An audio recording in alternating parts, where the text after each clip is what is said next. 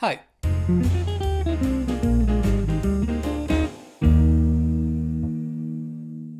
A few weeks ago I attended some of the master classes at Eurojazz in Mexico City. Don't worry, this was before the pandemic hit the country. We are safe.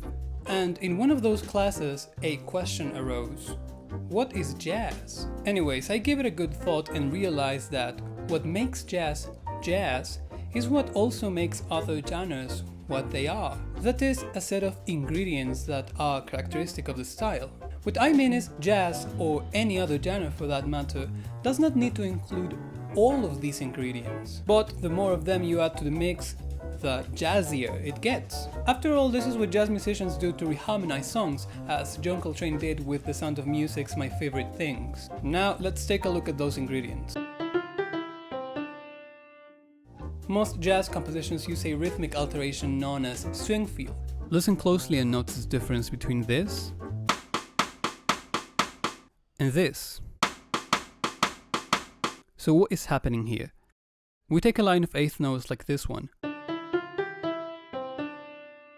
Now every two notes will be turned into triplets, except the first note will have the duration of 2. This is also common in blues and folk music, and even some pop songs use it. However, this is a great ingredient if you want to make your solos a bit jazzier, unless they are too fast. In that case, frankly, you won't even hear the difference. When we listen to popular music, it's very possible that we will listen to chords that are either major or minor. This means they will likely only include 3 notes: the root, a third, major or minor, and a fifth.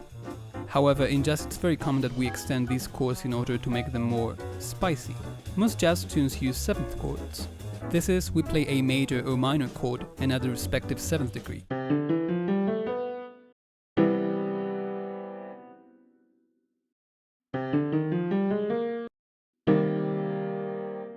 In other words, we stack another third. This makes a great distinction in functional harmony because, for instance, the 5th chord is a major chord with a minor 7.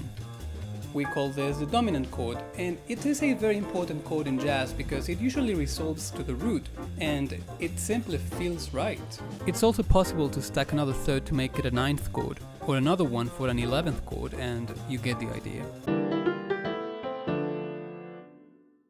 When we play in a given key, we are expected to play, at max, 7 notes. All chords in C major, for example, would only include this array of notes, and so would the melodies. So a 4th chord would be this one, and a 5th one would be this.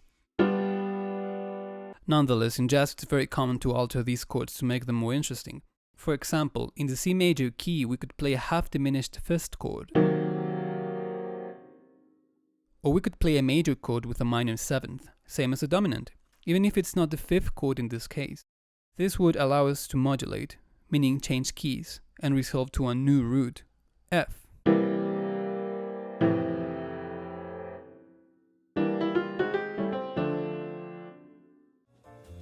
Similar to the idea of alteration is the concept of chromatism.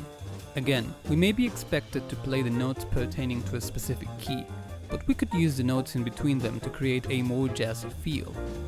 This also applies to chords, which we could call passing chords. So for example, if we want to go from C major 7th to D minor 7th, we could play the chord in between, D flat, and make it dominant. Some scales, such as the C minor hexatonic blues scale, use chromatic notes for a more interesting feel. This way, a common pentatonic scale turns into something more jazzy.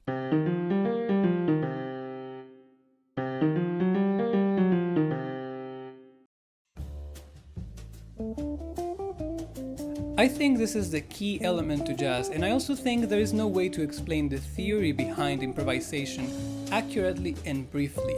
as there are many approaches to it. I might make a video about improvisation in the future, but for now I'll just say, improvisation is what really distinguishes jazz from many other styles. It's also the skill that I think jazz musicians should concern about polishing the most, as virtually every piece requires it and allows creativity to be free most of the times. So, now you're ready to make some music with these ingredients. What do you think? Did I miss anything? Do you agree with my ideas? Please leave it on the comments. I'll see you soon.